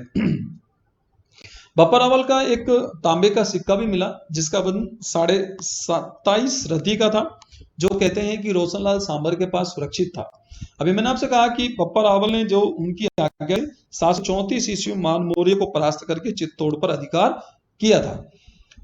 मैंने कहा कि बप्पा ग्वाले से शासक बना, जो घटनाक्रम आपको बताया, और ये घटनाक्रम जो कहना है वो कहना है, अभी आपको मैंने इंडिकेट कर चुका हूं पहले कि मोणोत नैन्सी का। मोणोत नैन्सी ही माय स्टूडेंट्स ये बताता है कि बप्पा ग्वाले से शासक बना था। आपको एक एक नोट्स, एक एक लाइन का आपको स्क्रीन से नोट कर लेना है, और यदि आप ध्यान से भी सुन लेंगे तो आपको सुन के ही मान के आधे से ज्यादा इतिहास आपको वैसे ही याद हो जाएगा। आगे देखें, बप्पा ने वहां, चूंकि एकलिंग जी के दीवान की बात आई, तो एकलिंग जी के मंदिर का निर्माण बप्पा ने करवाया। और चूंकि मैं कह चुका हूं इस बात को लेकर, मेवाड़ को, जो मेवाड़ राणाओं को हिंदुओं के सूरज की संज्ञा दी जाती है। बप्पा के बाद जिस शासक की चर्चा हम लोग कर रहे हैं वो है भोज। चूंकि मैंने कहा बीच में हम महत्वपूर्ण शासकों को लेंगे, जिन शासकों के नाम मुझे मिलते हैं उनके नाम हम लोग बताते चलेंगे आपको। भोज की जानकारी हमें समर सिंह जो शासक हुआ है, समर सिंह के आबू शिलालेख, जो कि 1285 का शिलालेख रहा है, इससे मिलती है। कहते हैं कि भोज ने मेवाड़ की राजनीतिक व्यवस्था को बकायदा गुहिल और बप्पा की तरह ही बनाए रखा था, उसने उसको झुकने नहीं दिया था। भोज के बाद शासक बनता है महेंद्र सिंह। महेंद्र सिंह के बाद शासक बना नाग, जिसने नागदा की स्थापना कराई थी। आप ये ध्यान रखिए, बहुत महत्वपूर्ण क्वेश्चन है कि नागदा का संस्थापक कौन रहा था, तो वो रहा था मेवाड़ का शासक नाग। नाग के बाद शासक बना शिला द्वितीय। शिला द्वितीय के बारे में दरअसल यहाँ ऐसा कहा जाता है लेके कि जो अर्थव्यवस्था है मेवाड़ की, उस अर्थव्यवस्था को थोड़ी ऊंचाइयां मिली थी। उसके पीछे दरअसल कहते हैं कि जावर माइंस, इसी के काल में उसकी खोज हुई थी। ये हम बात कर रहे हैं डॉक्टर गोपीनाथ शर्मा के इतिहास के अनुसार। उनके अनुसार कहते हैं कि वटनगर, जो कि सिरोही के अंदर पड़ता है, जिसे आज बसंतगढ़ के नाम से जाना जाता है, ध्यान रखिए वर्तमान में बसंतगढ़ के नाम से उसको हम जानते हैं, वह एक वणिक समुदाय आकर के बसा था, पूरा एक समूह, व्यापारियों का समूह था। और उनका जो मुखिया था वो जेजक था। जेजक के द्वारा, जेजक के सहयोग से कि कहते हैं कि वह जावर माइंस की खोज वहां पर की गई थी, और जावर में ही अरण्यवासिनी देवी के मंदिर का निर्माण जो है वो शिला द्वितीय के काल के अंदर करवाया गया था। ये इंपॉर्टेंट क्वेश्चन यहां से रहा है। इसके बाद शासक बनता है अपराजित। अपराजित के बारे में ऐसा कहा जाता है कि कुंडेश्वर एक शिलालेख मिलता है। कुंडेश्वर शिलालेख के अंदर शत्रुओं का नाशक कहा गया है। इसने महाराज बरसिंह को अपना सेनापति बनाया था, और महाराज बरसिंह की जो पत्नी थी अरुंधति, उसने विष्णु मंदिर का निर्माण करवाया था। अब आप ध्यान देना कि यहाँ विष्णु मंदिर का जो निर्माता है वो अरुंधति देवी रही हैं, जो कि बरसिंह की पत्नी थी। इसके बाद मेवाड़ के शासक जो हमारा अगली जो हम बात कर रहे हैं वो कालभोज द्वितीय बनते हैं। कालभोज द्वितीय जो कि महेंद्र सिंह द्वितीय का पुत्र और अपराजित का पुत्र था। इसे आठपुर, जो आहड़ भी जिसको हम कहते हैं, उसमें वंश मुकुट मणि के नाम से इंडिकेट किया गया है, यानी कि वंश मुकुट मणि कहा गया है। इसमें मित्रों एक ही इंपॉर्टेंट क्वेश्चन है ये कि वंश मुकुट मणि किसे कहा गया है। आउटपुट लेख में वो है कालभोज द्वितीय। खुमाण प्रथम जो कि कालभोज का पुत्र था, इसके बारे में ऐसा कहते हैं कि खुम्मान प्रथम के बारे में कहा गया है कि जो कर्नल जेम्स टोड है, कर्नल जेम्स टोड ने इस बात को बोला है कि इसके शासनकाल में बगदाद का खलीफा था जिसका नाम था अल-मायू। बगदाद के खलीफा अल-मायू ने चित्तौड़ पर आक्रमण किया था, लेकिन वो परास्त भी हुआ था इसमें कुम्हान प्रथम से। लेकिन डॉक्टर हीराचंद गौरीशंकर जो ओझा हैं वो थोड़ा यहाँ अलग अपनी राय रखते हैं। उनका मानना यह है कि यहाँ जो आक्रमण ये हुआ जरूर है, लेकिन खुम्मान द्वितीय के काल में हुआ। अब डियर स्टूडेंट से ध्यान रखिए कि अलमायू का आक्रमण हुआ है, ये फैक्ट है, लेकिन खुम्मान के काल में हुआ है। अब आप ध्यान रखना, कर्नल जेम्स टोड का मानना है कि ये जो हुआ है खुम्मान प्रथम के काल में हुआ है और ये खुम्मान द्वितीय के काल में हुआ है। अब या तो एग्जामिनर यहां से प्रश्न, अब आप सोच रहे हो, बच्चे सोच रहे हो सर प्रश्न कैसा आ सकता है, तो माय डियर से ध्यान रखिए प्रश्न बिल्कुल क्लियर है। या तो वो क्लियर करेगा एग्जामिनर कि डॉक्टर ओझा के अनुसार या कर्नल जेम्स टोड के अनुसार। यदि ऐसा ना करे तो वो ऐसा भी दे सकता है कि बगदाद के खलीफा अलमायू का आक्रमण किस शासक के शासनकाल में हुआ, तो वो खुम्मान कह के भी बात रख सकता है, खुम्मान कह के छोड़ सकता है। तो वो भी आंसर आपको खुम्मान करना पड़ेगा, वहां अपना माइंड ज्यादा लगाने की आवश्यकता नहीं है। क्योंकि कई बार हमारी असफलता का कारण ये भी होता है कि जब बच्चा बहुत ज्यादा पढ़ लेता है तो वो बहुत ज्यादा दिमाग लगाने लगता है, और एग्जामिनर बहुत ज्यादा दिमाग लगाने वालों से और बिल्कुल दिमाग नहीं लगाने वालों से, इन दोनों से नफरत करता है। एग्जामिनर चाहता है कि लेकर के एक संयमित जो स्थिति बने वो यहाँ बननी चाहिए लेकर के, और बैलेंसिंग, क्योंकि जिसका दिमाग माइंड बैलेंस रखता है, बैलेंस होता है, वो ही प्रशासन को अच्छे ढंग से संभाल पाता है। क्योंकि आप किसी भी एग्जाम की तैयारी कर रहे हैं, अब मैं एक बात यहाँ पे कहना चाहूंगा कि किसी भी एग्जाम की आप तैयारी कर रहे हो, आप उसमें ध्यान रखना, चाहे आप आरएस की तैयारी कर रहे हैं तो आरएस का मतलब ये होता है कि आप एक आम इंसान नहीं, आप एक राजस्थान सरकार के प्रशासन का हिस्सा बनने जा रहे हैं, और उस प्रशासन को चलाने की योग्यता आप में है या नहीं है, इस बात का एनालिसिस आयोग के द्वारा किया जाता है। ये आप खासतौर पर ध्यान रखिए। इसलिए ज्यादा हैवी माइंड यानी बहुत ज्यादा लगा देना भी हमारे लिए घातक सिद्ध हो जाता है, और नहीं लगाना भी हमारे लिए दिक्कत में आ जाता है। तो इसलिए ध्यान रखिए, खुम्मान को टोटली हम क्लियर करेंगे और बात यहाँ पर हो जाएगी। एक है हमारी बात मत्तट की। मत्तट के बाद यहाँ भर्तृभट्ट प्रथम या भर्तृभट्ट सिंह भी इसको हम कह सकते हैं। फिर खुम्मान द्वितीय शासक बनता है, खुम्मान तृतीय शासक बनता है। खुम्मान तृतीय के बारे में ऐसे कहते हैं कि इन जो बीच में शासक जो मैंने आपको बताए हैं, उन शासकों में खुम्मान प्रथम के बाद से लेकर तृतीय तक उन्होंने मेवाड़ की जो शक्ति वो कमजोर पड़ी, लेकिन इसने शासक ने मेवाड़ की शक्ति को पुनः संगठित किया। सादड़ी अभिलेख जो 1439 का एक अभिलेख है, उस शिलालेख से हमें जानकारी ये मिलती है कि खुम्मान तृतीय के द्वारा सुवर्ण तुलादान किया गया था। सुवर्ण तुलादान किया जाना ये इस बात को शो करता है कि आर्थिक समृद्धि उस समय अच्छी प्रकार की थी, यानी कि उसने अपने साम्राज्य को आर्थिक रूप से सुदृढ़ कर लिया था। इसके बाद शासक बनता है भर्तृभट्ट सिंह द्वितीय। भर्तृभट्ट सिंह के बारे में कहते हैं कि उसकी जो उपाधि है वो उपाधि रही है, स्टूडेंट्स ध्यान रखिए, महाराजा धीराज। ये खुम्मान तृतीय का पुत्र था, और आठपुर अभिलेख, जिसे आठ अभिलेख के नाम से भी हम जानते हैं, उसके अंदर त्रिलोक तिलक के नाम से इसको जाना गया है। जहां मैं अंडरलाइन दे रहा हूं, आपको इनको नोट्स बना के रखना है, क्योंकि ये एग्जाम के अंदर आप किसी भी एग्जाम को दे, एग्जाम इन्हीं से प्रश्न पूछता है। चाहे बैक प्रश्नों का आप लोग सर्वे कर सकते हैं, एनालिसिस उसको कर सकते हैं, आपको दिखेगा इनसे प्रश्न बाहर जाते नहीं है। तो ये त्रिलोक तिलक जो कहा गया है वो भर्तृभट्ट द्वितीय को कहा गया है। इसने राष्ट्रकूट राजकुमारी महालक्ष्मी से विवाह किया। इस बात की जानकारी जो हमें मिलती है वो इस अभिलेख से मिलती है। इसके बाद अल्लट यहाँ शासक बनता है। अल्लट को कहते हैं कि ख्यातों में आलू रावल कहा गया है। ये एक बहुत इंपॉर्टेंट क्वेश्चन, आपको इसमें दो क्वेश्चन बहुत इंपॉर्टेंट आएंगे, आप इसको ध्यान रखना। एक तो आलू रावल, दो की जगह तीन बनेंगे यहाँ पर। दूसरा, इसने वराह मंदिर का निर्माण करवाया। मंदिर के निर्माण के लिए, मंदिर का संचालन के लिए उस समय ऐसा होता था कि मंदिर के जो पुजारी हैं, मंदिर की सेवा भावी लोग हैं, या मंदिर का जो दीपक जलना वगैरह, इसका खर्चा कुछ वहां निकलता रहे, तो गोष्ठिका का निर्माण करा और स्थानीय कर लगा दिए ताकि मंदिर का खर्चा वहां से चलता रहे। इसने हूण राजकुमारी, यानी हूणों से अपने वैवाहिक संबंध स्थापित हुए इनके, तो हूण राजकुमारी हरिया देवी के साथ विवाह का उल्लेख हमें मिलता है। दूसरा महत्वपूर्ण क्वेश्चन यह आता है कि इसने आहड़ को मेवाड़ की राजधानी बनाया। अब ये प्रश्न ये आता है कि आहड़ को मेवाड़ की राजधानी किसने बनाया, तो ऐसे अल्लट और ऐसे आहड़।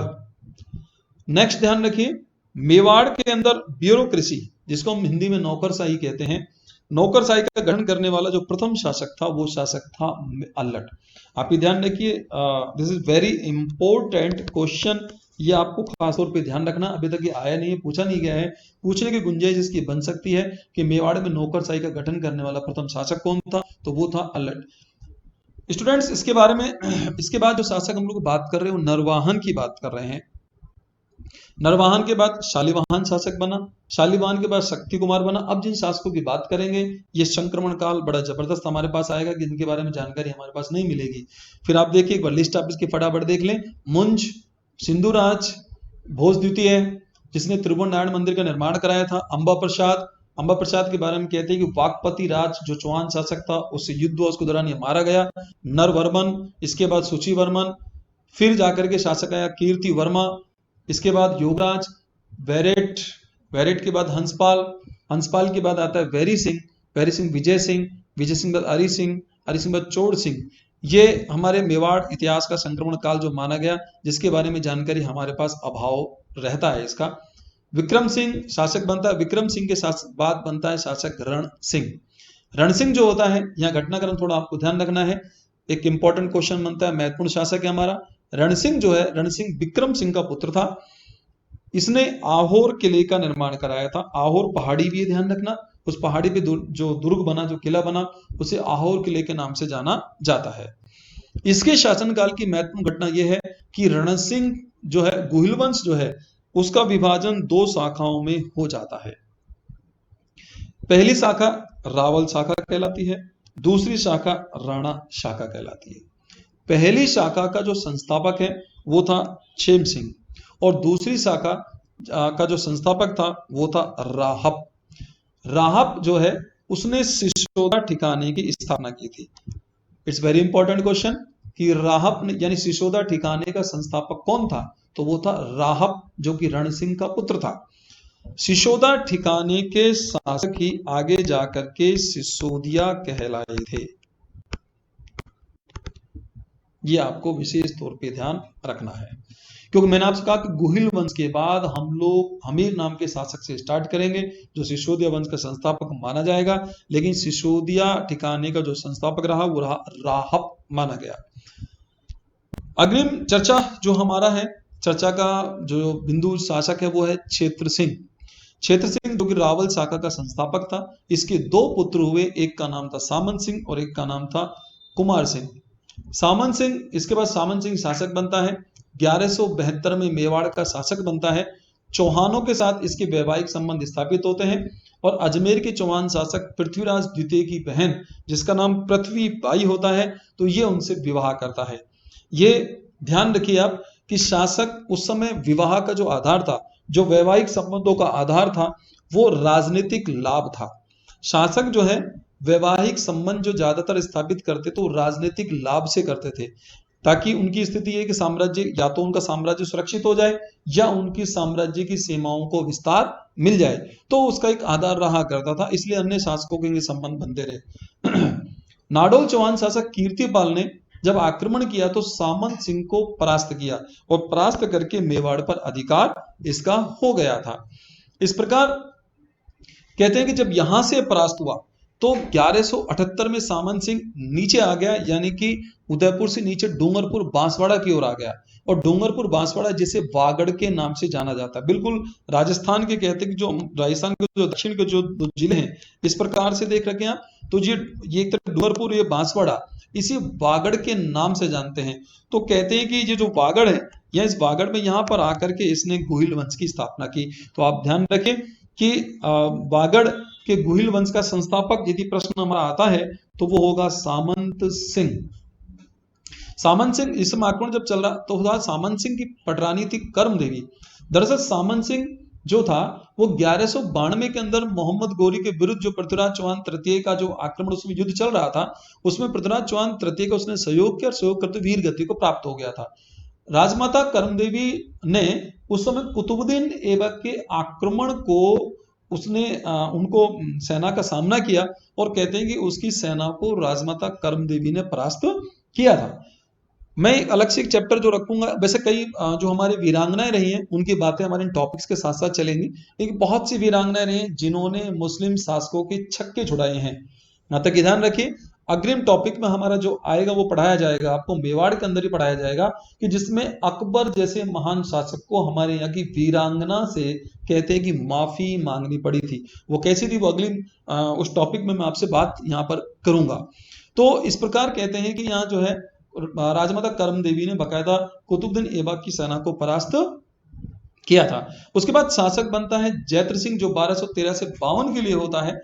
कहते कि इसे मेवाड़ की नव शक्ति का संचारक कहा जाता है। डॉक्टर दशरथ शर्मा ने मेवाड़ मध्यकालीन मेवाड़ का जो स्वर्ण काल है वो इसके शासन काल को कहा है।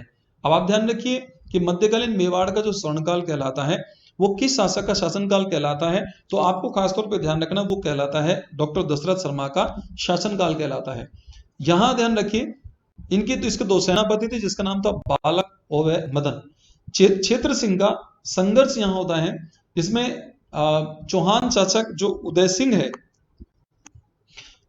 ये दरअसल क्या नाडोल आक्रमण यहां होता है, तो वहां नाडोल का शासक होता है, लेकिन चौहान शासक उदय सिंह उस आक्रमण को परास्त हो जाता है। लेकिन वो क्या करता है, अपनी पुत्री उदय सिंह अपनी पुत्री जिसका नाम रूपा देवी है, रूपा देवी को चचिक देवी के नाम से भी जाना जाता है, तो उदय सिंह अपनी पुत्री रूपा देवी का विवाह जैत्र सिंह के पुत्र तेज सिंह से कर देता है और इससे आपसी संघर्ष समाप्त हो जाता है। 1222 से 29 के बीच इल्तुतमिश जो है वो नागदा पर आक्रमण करता है और कहते हैं कि नागदा बहुत तहस नहस स्थिति में हो जाता है और जैत्र सिंह जो है वो राजधानी का परिवर्तन नागदा से चित्तौड़ कर लेता है। उस समय चित्तौड़ जब वो आक्रमण करता है, वो चित्तौड़ पर जब राजधानी परिवर्तन करता है तो चित्तौड़ की प्राचीरों का जो निर्माण करवाता है ताकि चित्तौड़ दुर्ग मजबूत हो, वो जैत्र सिंह के द्वारा करवाया जाता है। इल्तुतमिश जो है दिल्ली का शासक था, ये आपको जानकारी होगी इस बात की। तो दिल्ली का शासक इल्तुतमिश और जैत्र सिंह के बीच 1227 में कहते हैं युद्ध होता है, जो कि एक बड़ा लंबा संघर्ष जो मैंने कहा चलता है, एक बड़ा फेमस युद्ध होता है जिसे भूताला के युद्ध के नाम से जाना जाता है। इस भूताला के युद्ध में जैत्र सिंह परास्त होता है, भूताला के युद्ध में जैत्र सिंह इल्तुतमिश को परास्त करता है। यह आप ध्यान रखिए, माफ कीजिएगा। भूताला का जो युद्ध है इसका वर्णन जयसिंह सूरी ने हमीर मदमर्दन नामक नाटक के अंदर किया हुआ है, अपने इस ग्रंथ के अंदर किया हुआ है। भूताला के युद्ध, अब आप ध्यान रखिए, भूताला के युद्ध का वर्णन आता है हमीर मदमर्दन में, और हमीर मदमर्दन का लेखक कौन है, वो है जयसिंह सूरी जो रहा है। ये 1248 के अंदर सुल्तान नासरुद्दीन का आक्रमण होता है जो कि असफल आक्रमण था, लेकिन 1242 और 43 में एक संघर्ष और आता है जिसमें गुजरात शासक त्रिभुवन पाल से संघर्ष के दौरान वह वीरधवल जो होता है वीरधवल सामंत लक्ष्मण प्रसाद जो सामंत है, लवण प्रसाद जो सामंत है, उसका पुत्र होता है वीरधवल। तो वीरधवल के मंत्री वस्तुपाल और तेजपाल जो होते हैं वो संधि का प्रस्ताव रखते हैं इसके पास, जैत्र सिंह के पास, लेकिन ये उसको अस्वीकार कर देता है। उस समय डूंगर सिंह नाम का एक व्यक्तित्व आपको मिलेगा जिससे, जो कि नागदा का उस काल में कोषाध्यक्ष था। जैत्र सिंह के काल के अंदर कोषाध्यक्ष की स्थिति रही थी। मित्रों, हमारी चर्चा मेवाड़ के राजवंश के बारे में, गुहिल वंश की जो हम बात कर रहे हैं वो आज यहीं समाप्त होती है। इससे आगे की चर्चा जो अति महत्वपूर्ण जो व्यक्तित्व राणा रतन सिंह, उस पर हम चर्चा करेंगे नेक्स्ट वीडियो क्लास के अंदर। आपका कोई भी प्रश्न जो है वो आप इसमें यहाँ मुझे जो व्हाट्सएप नंबर है 9610232818 पर आप जो है उसमें डाल सकते हैं और उसका यथाशीघ्र आपका जो प्रश्न है उसका उत्तर आपको मेरे द्वारा दे दिया जाएगा। आपको जो वीडियो क्लास कितना पसंद आ रहा है, कैसे आप बहुत पसंद कर रहे हैं, इसमें कोई दोहराई नहीं है, लेकिन आप इसको जो है सब्सक्राइब भी करें और आगे उन स्टूडेंट्स के पास भी शेयर करें जो बेचारे गरीब स्टूडेंट्स हैं या जो कोचिंग की फीस जो है जो नहीं दे पा रहे हैं, उनको भी शेयर करें ज़्यादा से ज़्यादा ताकि उन्हें एक हेल्प हो सके। कम से कम आप तो तैयारी करेंगे और अपने एक दोस्त हमारी दोस्ती का फर्ज भी निभेगा और एक पुण्य का कार्य भी होगा आपका। तो ज़्यादा से ज़्यादा आप शेयर करें, लाइक करें और सब्सक्राइब इसे ज़रूर करें, ताकि मुझे पता लगे कि मैं आपके लिए मेहनत जो कर रहा हूँ वो सही दिशा में कर रहा हूँ। और मुझे एक ऊर्जा आप लोग सदा देते रहें निश्चित रूप से, और आगे आप देते रहेंगे। आपके उज्जवल भविष्य की कामना के साथ मैं विदा लेता हूँ। नमस्कार, धन्यवाद।